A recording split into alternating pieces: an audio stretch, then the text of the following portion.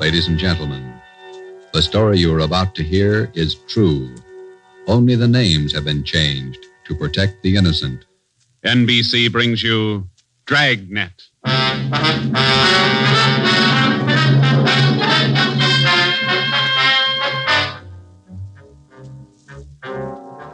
You're a detective sergeant.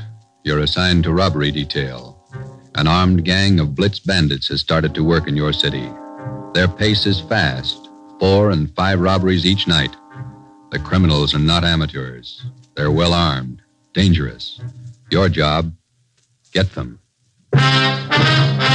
Dragnet, the documented drama of an actual crime, investigated and solved by the men who unrelentingly stand watch on the security of your home, your family, and your life. For the next 30 minutes, in cooperation with the Los Angeles Police Department, you will travel step by step on the side of the law through an actual case from official police files.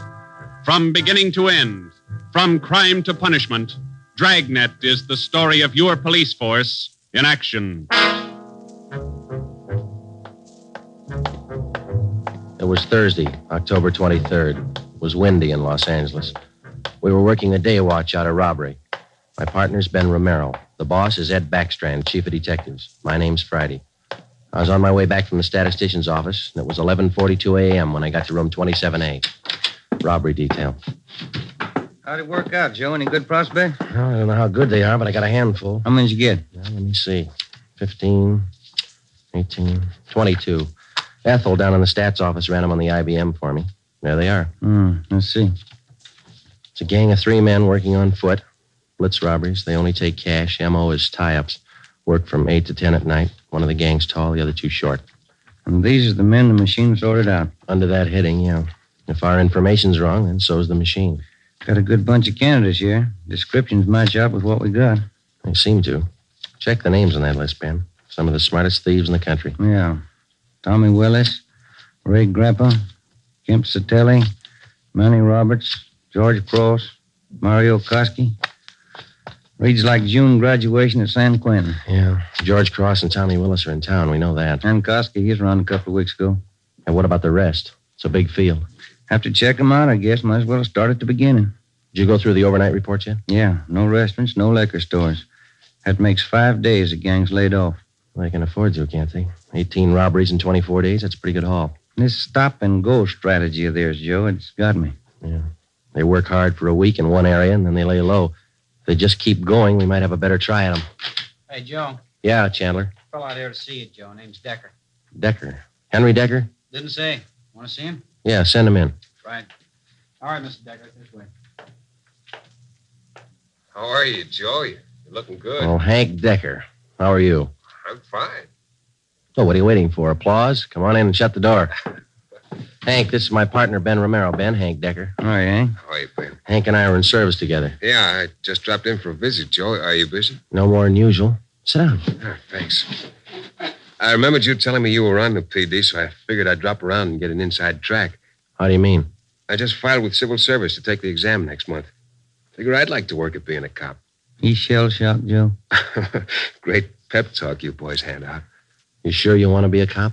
Oh, look, I'm 30 years old, Joe. I'm married, high school education, about a year of junior college. What's your wife think? She's not sold. Well, that's why I dropped in. How about coming out to the house for dinner tonight? You want me to sell her? Just talk to her. 7 okay? Yeah, 7's okay. I'm glad to have met you, Ben. Same here, Decker. See you again. Bye, Joe. See you tonight, Hank. Well, what do you think, Ben? Ought to make a good cop. We had a list of 22 possible suspects. By 5 o'clock, Ben and I had checked out 2 of them who might possibly have had a hand in the blitz robberies of the 18 liquor stores and restaurants in the past 24 days. Number 1 man was Thomas Willis, Caucasian, age 29, 5 feet 11 inches, 175 pounds, dark hair, blue eyes. Number 2 man was Mario Koski, Caucasian, 5 feet 6 inches, 170 pounds, dark hair, dark eyes, large scar under his chin, running across his throat, up to and behind his left ear.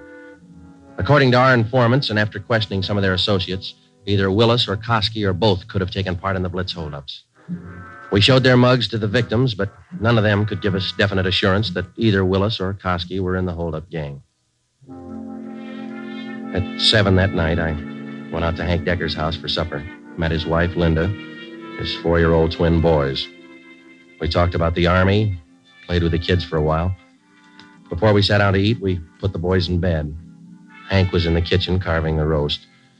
His wife closed the door to the kids' room, and we started downstairs for the kitchen. What do you think of our 2 atom bombs? They're fine kids, Miss Decker. Hank told me that you were worried about him wanting to join the force. I was 12 years old when my father was shot down. He was a policeman in Des Moines. He was only 37 when he died. I wouldn't know what to do if anything like that happened to Hank. What do you want me to say? But does Hank really want it? Can't you talk him out of it? You're his wife. Can you? No, I think it's his choice, Miss Decker. He's going to have to make up his own mind. I'm sorry. If it's what Hank wants, I guess I worry too much. A lot of women marry cops. They have, and they will, and they all worry. Hank will be all right. Will you guarantee it, Joe?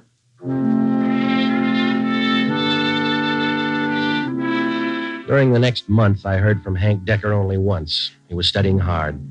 During the same month, Ben and I were working hard, trying to find some kind of a concrete lead to break the Blitz gang. There had been no subsequent holdups which seemed to tie in directly with the gang or its operations. From the list of possible suspects which Ben and I made up, 18 names had been eliminated for one reason or another. Either they were in jail at the time of the robberies, out of the Los Angeles area, or out of the state. But 4 names remained: George Cross, Tommy Willis, Mario Koski, Julian Brock. During the latter part of the month, George Cross was booked on a minor charge, and we questioned him at that time. He showed no knowledge of the holdups. Nearly 2 months after the robberies were committed, Ben and I were still without a solution as to the whereabouts of the gang. Never known a Blitz gang like this way before, Joe. Once they get wound up, they usually go until they're caught. Yeah. Did you get out those telegram checks to the east yet? Last night before I went home. Sent out all 3. Willis, Koski, and Brock. I'd like to find just one of them. Chicago might have something. That's Koski's old hangout. Willis, too. What about Brock? He's from Kansas City, isn't he? Yeah. I got a wire, too. Might have an answer from one of them tomorrow. That's a slow job. We'll have to wait it out. Guess so. No follow-ups from the victims we talked to. I'll get it. Robbery Friday. Oh, hiya, Joe. Hank Decker. Congratulate me. What for? Just passed my written exam. Got the letter this morning. How about that? That's fine. When do you take your physical? Oh, not till the end of the month. Next week, I take the oral and agility tests, then the physical. If I get by them, I'm in. Well, you're going to have a full month at the police academy after the test. There's a lot of work, Hank. Oh, it can't be any worse than these tests. It's a tough 30 days out there on the Hill. Law, court procedure, evidence, combat firing, target practice. You'll have to wade through all of them. You ever going to have anything encouraging to say? Yeah, when you graduate. I won't count on it. How's the job going? Slow. How's your wife feel now? About taking the job? Uh-huh. A little better. She said to say hello. Okay. Keep us posted, huh? I'll do that, Joe. Right. Bye. Hank passed his written test. Sure anxious. Brandy, Romero, got a minute? Yeah, Skipper. Come on, Joe. You got something, Ed? Yeah, those Blitz robberies you're handling. Not having much luck. We were. Gang's disappeared. Not a trace of them so far. They leave town? Oh, we're not sure, Ed. We don't even have a good description. We're guessing most of the way. What are your guesses? You've had a couple of months to make them. 12 of the holdup victims we talked to told us definitely that there were 3 men in the gang, 2 of them short, 1 of them tall. We've just been working from there. All 3 of them have dark complexions. Started with 22 possibilities and got it weeded down to 4. No, wait a minute, 3. Yeah. Tommy Willis, Mario Koski, Julian Brock. Willis and Koski are Eastern Hoods. Brock's from the Middle West. And where are they now? Haven't showed their faces around town. Checking some of the cities in the east. That's about all we got, Skipper. Not much for 2 months' work. Thieves can't be that smart. Right now they are. We've sounded out every lead we had, Ed. We're doing our best. Either of you ever hear of a man by the name of Al Mishikov? No, I don't think so. Chicago gunman in the old days, wasn't he, Ed? That's right. I thought he was doing time in Joliet. Paroled last year. Got a tip he was spotted on East Broadway night before last. You figured it might tie in with our job? I don't know. Find out. If I remember right, Mishikov's brother used to be pretty friendly with Mario Koski. I helped send both of them up 13 years ago. Same rap, robbery. Was that all you heard, Ed? Somebody spotted Mishikov? That's all. If you can track him down, you might get some kind of a lead. That's more than you got now. That night and for the next 2 nights following, Ben and I had dinner downtown instead of going home, and then we spent the rest of the night covering the lower end of the city in search of Al Mishikoff. We got more than a dozen leads on where to find him from some of our informants, but none of the leads paid off. We kept missing him. No one knew where he was staying. No one knew, or no one would tell us. Worst thing about this job, Joe, leg work? We must be averaging 10 miles a night. My feet say 20. Almost midnight. Here's McCarthy's place. Let's try it. Right? Let's go down to the end of the bar, Ben. Yeah. Hiya, Ben. Good to see you come in. What's new? Oh, not much, Bert. Meet my partner, Joe Friday. Hiya, Friday. What do you fellas have? Looking for a guy, Bert. His name's Al Mishikoff, Chicago. You heard anything? He was in here earlier tonight. Couple of guys with him. Are you sure? What do you look like? 6 feet, about 45, I guess. Big build. Sounds like him, all right, Joe. Is he staying in the neighborhood, Bert? Down here, I don't think so. Most of those big-timers stay uptown someplace. You looking for Mishikoff? I'd like to talk to him. How long ago was he in? Oh, about 8 o'clock. Couple of guys with him. They were talking about driving out to the airport. Something about Las Vegas. Mm-hmm. There's an 840 plane for Vegas, isn't there, Ben? I think so. 840, 850. I can't recall which. Bert, do you remember the exact time they left? Exactly. No. Say, there's one of the fellas that was with Mishikoff down there in the middle of the bar. Which one, Bert? There. One with the sandy hair, big chin. See him? Yeah. Want to talk, Joe? Come on.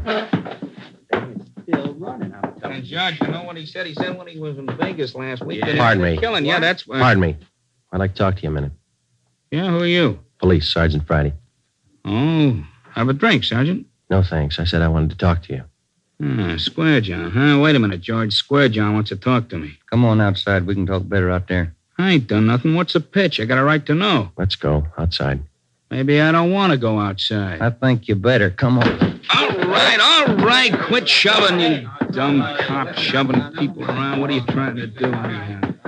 Every sausage. All right, down this way. Car's parked up the next alley, Joe. Hey, look, what's this all about, huh? I got a right to know. You were seen with Al Mishikoff tonight. Where is he? Who? Al Mishikoff. You want us to spell it? I don't think you can spell your own name. Nobody's asking you to play smart. Where's Mishikoff? Out of town. What do you care? Here's the car. All right, inside, you. No. Look, you got me wrong. I ain't done nothing. Where's Mishikoff? You and some other guy drove to the airport with him tonight. Let's have it. I'm clear, I tell you. I just drove out with him, that's all. Where'd Mishikoff go? Vegas. Took the plane for Vegas. When? About 8:30, 8:45. What's up, anyway? Who's the guy traveling with Mishikoff? Nobody. Who's the guy traveling with Mishikoff? Koski. I just met him tonight. Mario Koski, is that the guy? Yeah, I'm leveling. I ain't done nothing. Ben, get to a phone, call the office, contact Las Vegas police. Ask them to pick up Koski and Mishikoff. When we got back to the office, we questioned the man we had picked up for almost 2 hours. His name was John Delmar, an ex-convict. He'd been paroled from Folsom Prison 2 months before after serving 3.5 years for burglary. He said Mishikoff was looking for a man to work with him and Koski. He didn't specify the work. Delmar said he refused the offer, but they parted on friendly terms. He said Koski and Mishikoff told him that they were going to Las Vegas for a few days, then return to Los Angeles. But when Ben and I checked back with the Las Vegas police the next morning, they reported that nobody answering the description of either Koski or Mishikoff was seen arriving or leaving the airport.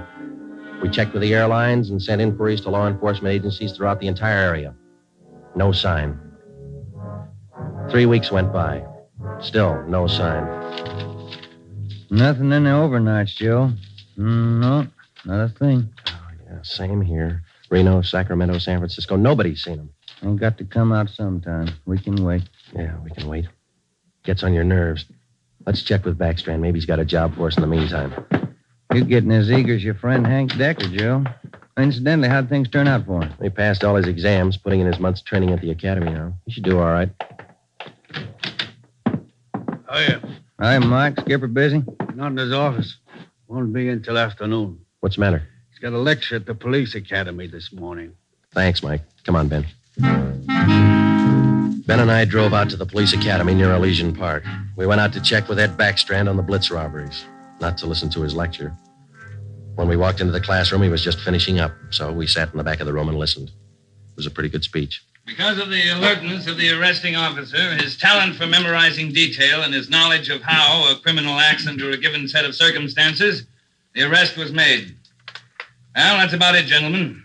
Thank you for your attention. Now, when I ran this speech over at home, my wife said it wasn't a very good talk, but at least it came out on time. Now it seems I'm 2 minutes short, so I guess I failed on both counts. If I may, I'd like to use the few minutes that are left to tell you what I think of being a cop after 24 years. For one reason or other, you men have chosen the career of a police officer. Well, let me tell you right now, without any qualifications, it's a thankless job. Maybe you can't see it now. Maybe you think I'm exaggerating. But when you graduate next week and get that uniform on, your whole lives are going to change. You're going to lose friends, a lot of them. They'll want parking tickets fixed, some other favors. You'll have to turn them down, so you'll be a heel, a fathead. When you're on the beach, you're going to meet the cream of society and the scum, the lowest. Sometimes you won't be able to tell the difference. Some of you will have to work with thugs, two-bit gangsters, dope addicts, cheap women. All the human garbage you can find in a big city. You'll come home at night and take a shower to wash off the dirt, but you still won't feel clean. That's the job. When you buy a box of candy and bring it home for your anniversary, the neighbors will say you chiseled it. When you save up a few dollars and buy a new car or some furniture for the house, it's graft. People are going to want favors. They'll offer you things, a free beer or a new dress for your wife. If you take it, you're a chiseler. If you don't, you're a tough cop. Well, here's a piece of advice. Take nothing from anyone, no matter how good a friend he is. Pay for everything you get and don't ask favors. Treat everybody alike, no matter what they look like or what they believe in. You don't play favorites. There are going to be times when a few men in the department get out of line. The newspapers will play it up because it makes good reading, and the average John public will love it. Because that's the only way he can pay you back for that traffic ticket you gave him. Being a good cop is a hard job, but it's a good one. Let me warn you just once more.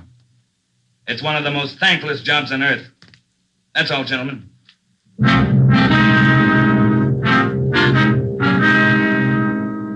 The following week, Hank Decker graduated from the police academy and hit the transfer list for a regular assignment. He drew a job of teaching combat firing and boxing at the academy. He didn't like it, so he put in a request for a transfer and waited. For the next 6 weeks, Ben and I waited, too, for some sign of the Blitz bandits. There wasn't any.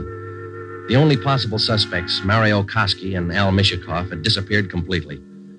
We kept a close check on every possible avenue of information. Still, no sign. Ben and I were transferred to the night watch on robbery for a few weeks, and that gave Hank Decker a chance to drop in and visit with us a couple of hours when he went off duty at the academy. He was still as eager as ever. Hi, Ben. Joe, anything new? Hi, Hank. Nothing here. What about the academy? Oh, big news. What's up? Getting a transfer starting next Monday. Gonna start on a beat. Thought you were all tied up with that boys' club you started out there. Oh, I was, but Hanson's gonna take over when I leave. The kids sure love it. Free swimming in the pool, boxing lessons. We teach them everything. Where's your beat going to be, huh? Central, right in the downtown district. Might learn something, huh? You'll learn a lot if you want to forget most of it. Look, it's 7:15. Don't you ever go home for dinner, Hank? Getting the wife used to it. This new shift's gonna be night work, you know. Wait till you're on it for a year, and then you tell us how you like it. A year? I want to be in the detective bureau after a year. Well, you're not even going to last a year if you don't get home to dinner. Your wife's called twice this week already. She calls me. Okay, when did she call tonight? She hasn't yet. Oh, I guess I better head her off. Let me know if anything breaks, huh, Joe? I'd like to tag along. Okay, Hank. Well, on your way. Okay, good night. So long. Good night. Yeah. How eager can you get? Were we like that when we started? Not me. I never had that much energy at one time my whole life. Hot shot, Joe. I'll get it. At 767 East Broadway, a liquor store, 211 and slugging. At 767 East Broadway, a liquor store, 211 and... 767 East Broadway, 211 liquor store. Let's go.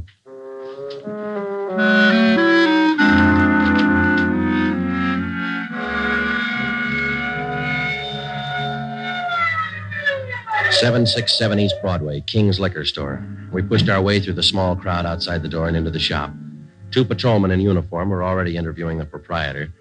He had 2 large gashes on his head just above the right temple. He was trembling and badly shaken, but he managed to give us a good description of the hold-up men. Yeah, I can tell you what they look like. 3 of them. One short, one tall, husky, another short, fat. You remember what they were wearing?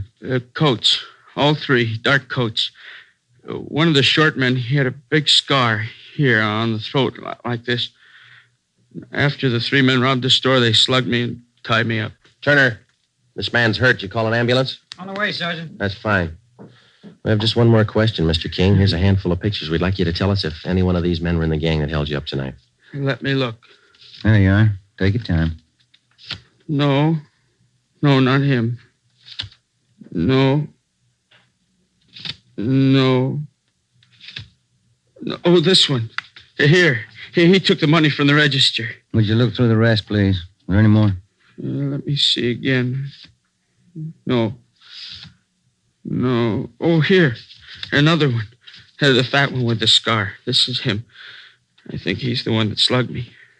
Thanks, Mr. King. Here's our card. We'll be contacting you later. Turner, will you and your partner take the crime report? We got some checking to do. Right, Sergeant. Thanks. Come on, Ben. Yeah. Koski and Mishikoff. You picked out both of them, Joe. Yeah, he certainly did, didn't he? Attention all units. Attention all units. Wait a minute. The southeast corner of Broadway and East 3rd, a liquor store and restaurant, 211, code 3. All units. The southeast corner of Broadway Come on, Ben, let's roll. and East 3rd. When we got to the liquor store and restaurant at Broadway and East 3rd, Ben and I knew for certain that Koski and Mishikoff were back in the city and working hard. Their M.O. matched down to almost the smallest detail. We put a call through to communications, and the entire Central Division was alerted. Then we called Chief Backstrand and told him the news. He assigned a special detail from the Metropolitan Unit to patrol the area until further notice. But at 9:23 p.m., before they pulled out of the police garage, the Blitz bandits added 2 more liquor stores and 1 more restaurant to their list of victims.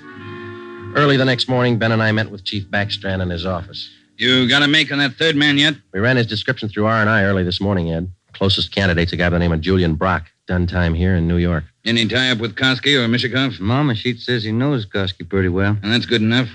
Now, how do you think you're going to get these thieves? We've got the alert out, Chief. Special detail from Metropolitan Division's been briefed. Communications all set. All right, here's a tip for you. Tell the men if there's a hold-up call that only the car in the area of the hold-up will handle it. These thieves are no amateurs. They may try some decoy trick. Tell the men to stay in the area they're assigned to until they receive a call. Check? We'll take care of it, Ed. You going to be on hand tonight? And when do you figure on starting? We'll have the full detail out by 6:30. Play it safe and start at 4. Why chance missing them?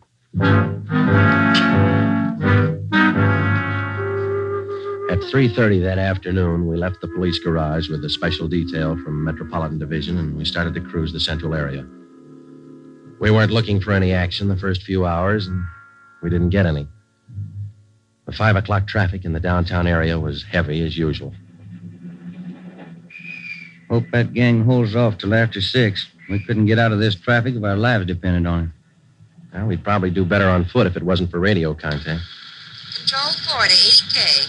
Control 4 to 80K, your location. Get it, will you, Joe? Yeah, wait till I get the mic. 80K to Control 4. 80K to Control 4. Our location on Spring Street between 2nd and 3rd. 80K, stand by.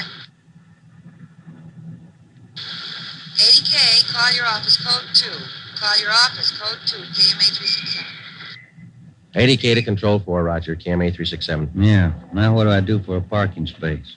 You know, you're lucky. That guy up ahead there, he's pulling out. Good. That hasn't happened to me in 6 months. Okay, hold on, Ben. I'll be back in a minute. Yeah.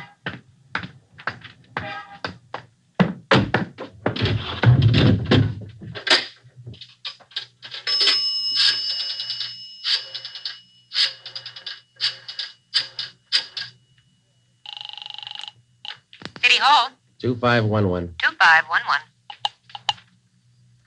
Robbery, Chandler.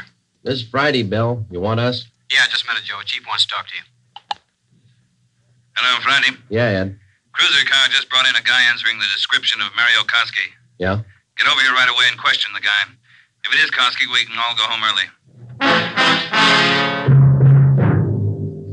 Ben and I went back to the office and questioned the man who gave his name as Conrad Larkin.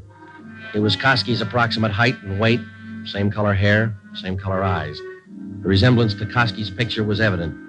We questioned him thoroughly about the Blitz robberies, and then we checked out his fingerprints. The coincidence was hard to overlook, but we were satisfied. The man was not Mario Koski. There was a phone message on my desk to call Hank's wife. I called her, and then we checked with Chief Backstrand again and started for the police garage. It was 10 minutes past 6. Hey, Ben, Joe, wait a minute, will you? Oh, hi, Hank. What's all the excitement? I heard about those jobs last night, the Blitz gang. How about tagging along tonight? What's the stare? You suit yourself, Hank. When are you due home for dinner? I told the wife I'd eat out tonight. You sure you're not due home for dinner? No, not tonight, Joe.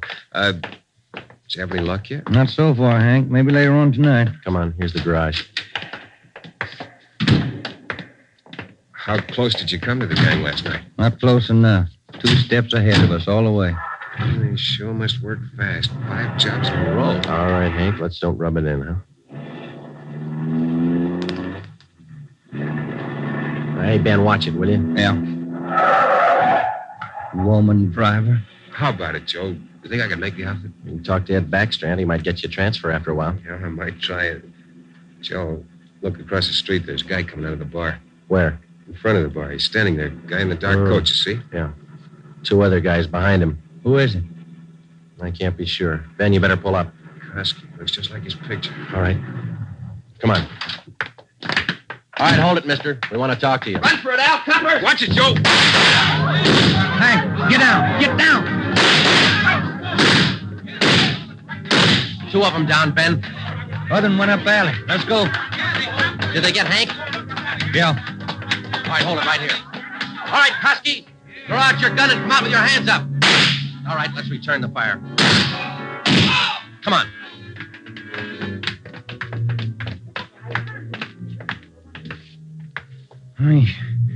He had his chance. Yeah. Grab his gun. Let's get back to Hank. Did you get the guns from the other 2? Yeah, they're dead. Hank got them both. All right, one side, please. Officer, did you call an ambulance? Yeah, they're on their way. Come on, Ben. One side, please. Will you let us through? Hank, how you doing? Not so good, Joe. Ben, will you get the crowd black? Give him some air. Would you just move back Joe, All right, easy, Hank. They'll be here in a minute. Hank? Hank? How's it doing, Joe? Gone? Yeah, come on.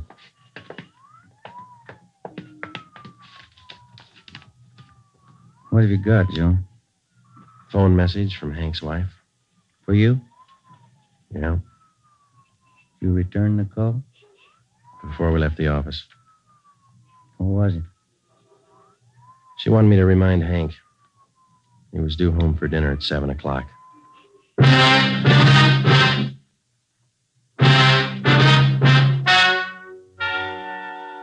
The story you have just heard is true. Only the names were changed to protect the innocent.